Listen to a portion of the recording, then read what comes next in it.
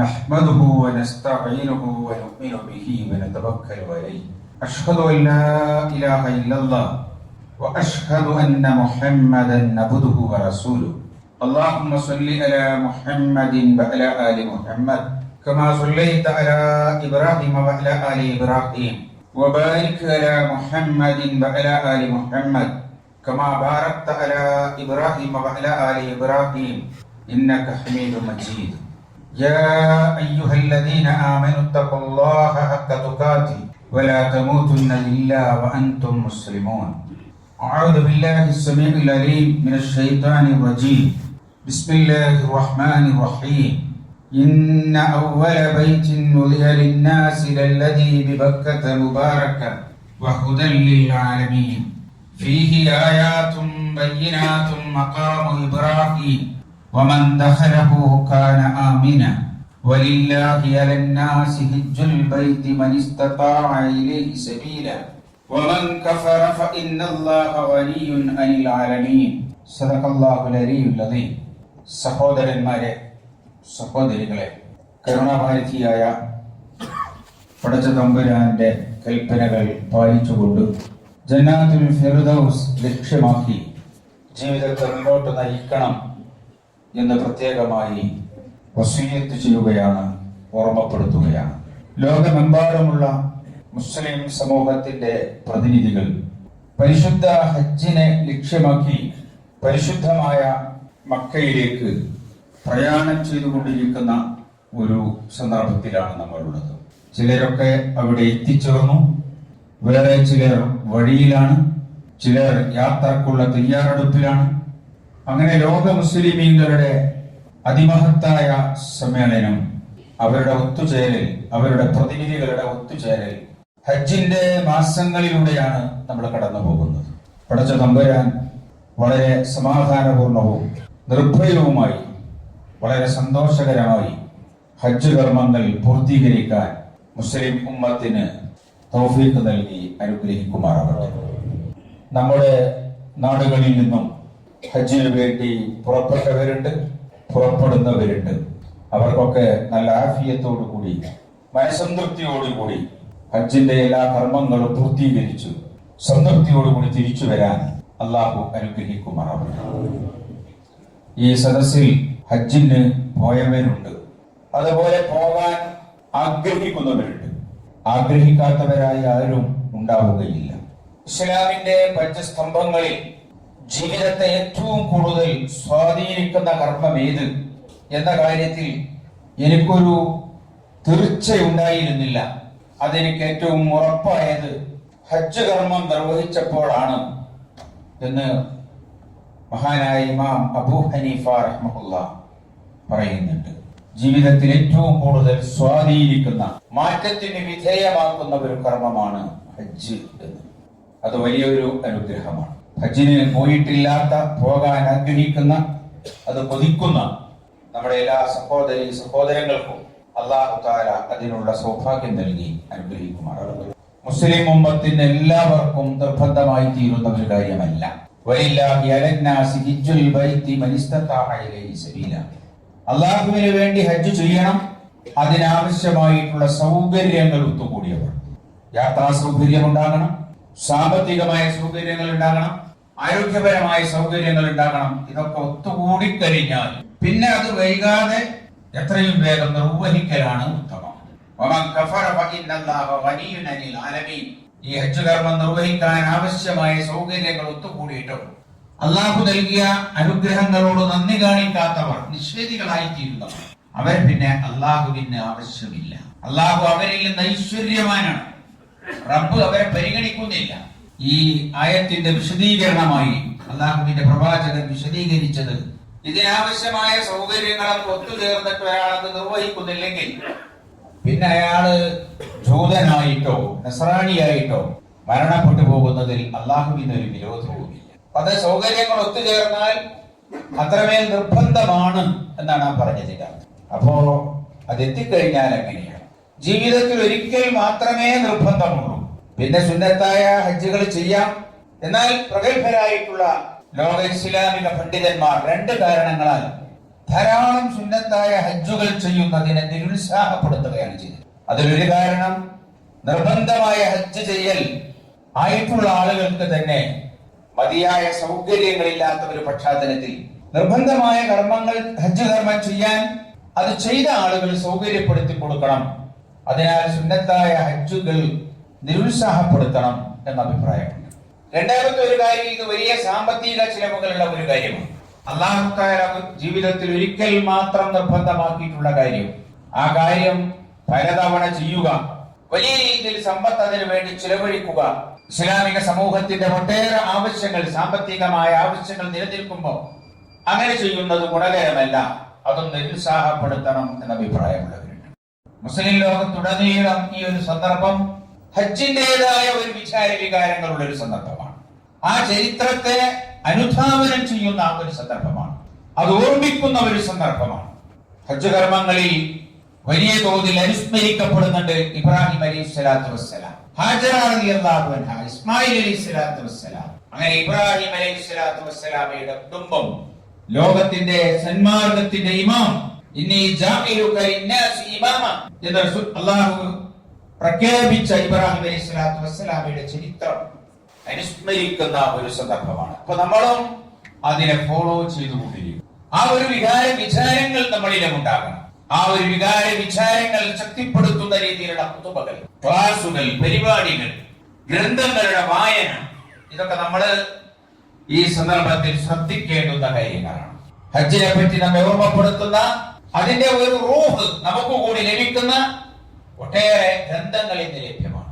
ഹജ്ജിന്റെ വലിയ പ്രതിഫലമാണ് അല്ലാഹു പ്രഖ്യാപിച്ചത്. അൽ ഹജ്ജുൽ മബ്റൂർ ലൈസ ലഹു ജസാഉൻ ഇല്ലൽ ജന്ന. സ്വീകാര്യയോഗ്യമായ ഹജ്ജ്, അതിന് സ്വർഗ്ഗമല്ലാതെ പ്രതിഫലം. മബ്റൂറായ ഹജ്ജ്, അതിന് സ്വർഗ്ഗമാണ് പ്രതിഫലം.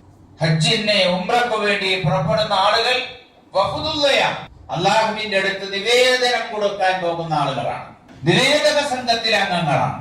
അവർ അല്ലാഹുവിനോട് ചോദിച്ചാൽ അത് അവർക്ക് ലഭിക്കും, പ്രാർത്ഥിച്ചാൽ ഉത്തരം കിട്ടും.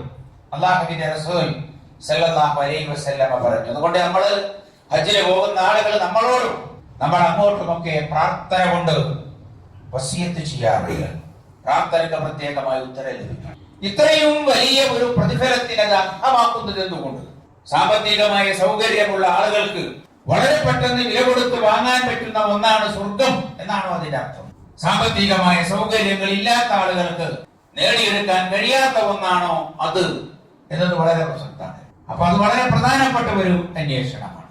യഥാർത്ഥത്തിൽ ഹജ്ജ് കർമ്മം എന്ന് പറയുന്നത് അതേ വലിയൊരു ഭാഗം ഹജ്ജിന് പോകാത്തവർ നിർവഹിച്ചാലും വലിയ മാറ്റങ്ങൾ ഉണ്ടാകും. ഉദാഹരണമായിട്ട് പറഞ്ഞാൽ, ഹജ്ജിന് പോകുന്ന ആളുകൾ വഫുദുല്ലയായി തീരണമെങ്കിൽ ഇവിടെ ഒരുപാട് കാര്യങ്ങൾ അവർ ചെയ്യണം. ആരോടെങ്കിലും ഒക്കെ, അത് കുടുംബത്തിൽപ്പെട്ടവരോ അയൽപക്കക്കാരോ നമ്മുടെ സഹോദരങ്ങളായിട്ടുള്ളവരോ അയൽവാസികളോ ഒക്കെ ആയിട്ടുള്ള ആളുകളോട് ഏതെങ്കിലും നിരക്ക് സാമ്പത്തികമായിട്ട്, അതല്ലെങ്കിൽ മാനസികമായിട്ട്, വാക്കുകൊണ്ട്, പ്രവൃത്തി കൊണ്ട് അഭിമാനത്തെ വ്രണപ്പെടുത്തുന്ന കാര്യങ്ങളൊക്കെ ചെയ്തു പോയിട്ടുണ്ടെങ്കിൽ അതൊക്കെ തീർത്തിട്ട് പുറപ്പെട്ടാൽ മതി ഹജ്ജ്. അല്ലാഹുവിനോട് നിങ്ങൾ ദയാഹരിക്ക് വരുമ്പോ ഇതെല്ലാം തീർത്തിട്ട് വരണം. എനിക്ക് എന്റെ അടുത്ത് ഒരാള് ഹജ്ജിന് പോകുന്ന ഒരാളുണ്ട്. ഹജ്ജിന് പോകുന്ന ആള് കുറെ കാലമായിട്ട് ഉപ്പയോട് പിണക്കത്തില്ല. ഉപ്പയോടാ പിണക്കത്തില്ല, ആളോട് ബന്ധങ്ങളില്ല, ഒളിഞ്ഞിട്ടുണ്ട്. ഞാൻ ആരോട് പറഞ്ഞു, നിങ്ങൾ ഹജ്ജിന് പോയിട്ട് എന്താ കാര്യം? അതുകൊണ്ട് അത് തീർക്കണം. ഞാൻ പറയുന്നത് നമുക്കുണ്ട് ആ പ്രശ്നങ്ങൾ. ഹജ്ജിന് പോകുമ്പോൾ തീർക്കാൻ വെക്കേണ്ടതല്ലത്, ബന്ധങ്ങൾ നന്നാക്കുക, ആളുകളുടെ അഭിമാനം വ്രണപ്പെടുത്തിയിട്ട് അത് പരിഹരിക്കുക. ഹക്കിടപാടുകൾ ഉണ്ടെങ്കിൽ, ഇപ്പൊ നമുക്ക് ചില ആളുകൾക്ക് അറിയില്ലായിരുന്നു. ഒരു സാഹിബ് വളരെ അടുത്ത് എന്നോട് ഒരു ഫത്വ ചോദിച്ചു, ഞാൻ ഹജ്ജിന് പോകുന്നു, അപ്പൊ എനിക്ക് ഇങ്ങനെ പൊരുത്തപ്പെടിക്കാൻ പറ്റുമോ? അദ്ദേഹത്തിന്റെ ചോദ്യം വാചകം തന്നെ അദ്ദേഹം പറയണം, ഞാൻ നിങ്ങൾക്ക് തരാനുള്ളത്, നിങ്ങൾ എനിക്ക് തരാനുള്ളത്, നമുക്കറിയുന്നതും അറിയാത്തതുമായ എന്തെങ്കിലും ഇടപാടുകൾ ഉണ്ടെങ്കിലും അതൊക്കെ നമ്മൾ അന്യോന്യം പൊരുത്തപ്പെടുക.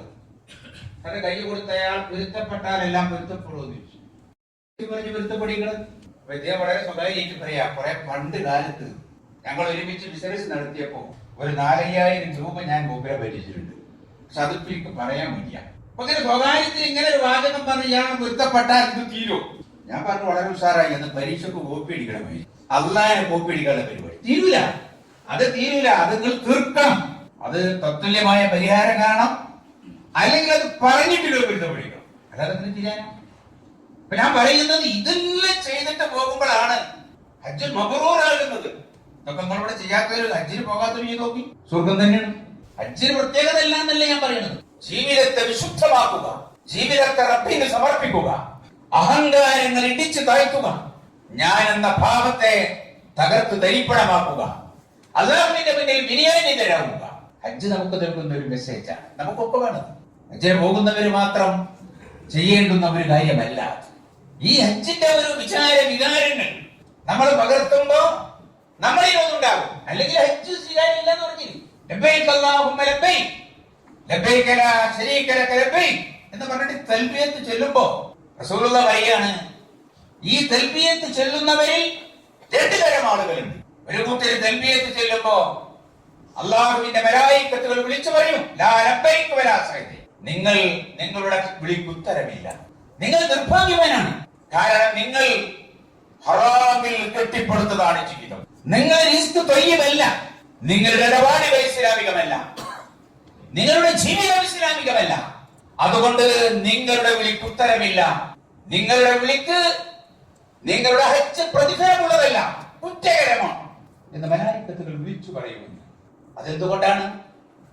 കർമ്മം ഒരേ കർമ്മം തന്നെയാണ്, എല്ലാവരും ചെയ്യുന്നത് തന്നെയാണ്, എല്ലാവരും തൽബിയത്ത് ചെയ്യുന്നു. ഈ പറഞ്ഞ എല്ലാം സജ്ജമായിട്ടോ അല്ലാഹുവിലേക്ക് വിനയാന്വിതരായിട്ട് ഹജ്ജിന് പുറപ്പെടുമ്പോ അവര് തൽബിയത്ത് ചൊല്ലുമ്പോ മലായികത്തുകൾ പറയും, ലബ്ബൈക വസഅദൈക സാദുക ഹലാൽ വറാഹിലതുക ഹലാൽ വഹജ്ജുക മബ്റൂർ ഗൈറ മൗസൂർ, നീ സൗഭാഗ്യവാനാണ്, നീയാണ് നേട്ടങ്ങൾ കൊയ്തത്, കാരണം നിന്റെ ജീവിതം ഹലാലിൽ കെട്ടിപ്പടുക്കപ്പെട്ടതാണ്. പുണ്യകരമാണ് ഹജ്ജ് കർമ്മം, പ്രതിഫലാർഹമാണ്. ഞാൻ നമ്മുടെ ഹജ്ജിന്റെ വിചാരങ്ങൾ നമ്മളിലേക്ക് കൊണ്ടുവരണം എന്ന് പറഞ്ഞത് അതാണ്. നമ്മളെ ഹജ്ജിന് പോകുന്നവര് മാത്രമല്ല, ഹജ്ജിന്റെ ഒരു ചിന്തയിൽ, അതിന്റെ ഒരു ആത്മീയതയിൽ, അതിന്റെ മഹത്തായ അതിന്റെ ഗുണങ്ങളിൽ നമ്മളും ആത്മാർത്ഥമായിട്ട് പങ്കാളികളാകണം. ജീവിതത്തെ ഈ തരത്തിൽ ഹിസാബ് ചെയ്തുകൊണ്ടാണ് ഒരാൾ ഹജ്ജിന് പോകുന്നത്. ഹജ്ജ് ഒരു സർട്ടിഫിക്കറ്റ് അല്ല. സാധാരണഗതിയിൽ അങ്ങനെ ധരിക്കുന്നവരുണ്ട്, ഇതൊരു പദവിയാണ്. ഹജ്ജിൽ ഏറ്റവും കൂടുതൽ നിങ്ങൾ സൂക്ഷിക്കണം എന്ന് റസൂലുള്ളാഹി പഠിപ്പിച്ച ഒന്ന് ഇഖ്ലാസ് വിട്ട് പോകരുത് എന്നാണ്, റിയായിലേക്ക് പോകരുത് എന്നാണ്, നിഫാഖ് കിടക്കരുത് എന്നാണ്. എല്ലാ കർമ്മങ്ങളിലും ആവശ്യമാണ്, എല്ലാ കർമ്മങ്ങളിലും ആവശ്യമാണ്. ഇഖ്ലാസിൽ കെട്ടിപ്പടുക്കപ്പെടണം, നിഫാഖിലേക്ക് പോകരുത്, ലോകമാന്യത്തിലേക്ക് അത് പോകരുത് എന്ന് റസൂൽ സല്ലല്ലാഹു അലൈഹി വസല്ലമ പ്രത്യേകമായിട്ട് പറയുന്നുണ്ട്. ഹജ്ജ് നിങ്ങൾക്ക് ഒരു അവാർഡല്ല, അത് നിങ്ങളെ സംബന്ധിച്ചിടത്തോളം അലങ്കാരമല്ല, പദവിയല്ല, മറിച്ച് നിങ്ങൾ ഫഖീറാണെന്ന് പടച്ച തമ്പുരാനോട് ആവശ്യങ്ങൾ ഉന്നയിക്കുന്നവരാണ്, അല്ലാഹുവിന്റെ മുന്നിൽ വിനയാന്വിതരാണ്, സൃഷ്ടികളുടെ മുന്നിൽ അവരുടെ അതിനോട് നീതി പാലിക്കുന്നവരാണ്. ഞാൻ പറയും, നമ്മുടെ ജീവിതത്തിൽ അത് കൊണ്ടുവരണം. ഹജ്ജിന്റെ ചിന്തകൾ, അതിനെപ്പറ്റിയുള്ള ആലോചനകൾ, അതിന്റെ പാഠങ്ങൾ ഹജ്ജിന് പോകാത്ത ആളുകളുടെയും അവരെ ഇഖ്ലാസിലേക്ക്, തഖ്വയിലേക്ക്, തൗബയിലേക്ക്, അതുവഴി അല്ലാഹുവിന്റെ പ്രീതിയിലേക്കും സ്വർഗ്ഗത്തിലേക്കും അനയിക്കാൻ കരുത്തുണ്ടാകണം. റബ്ബ് അനുഗ്രഹിക്കുമാറാവട്ടെ.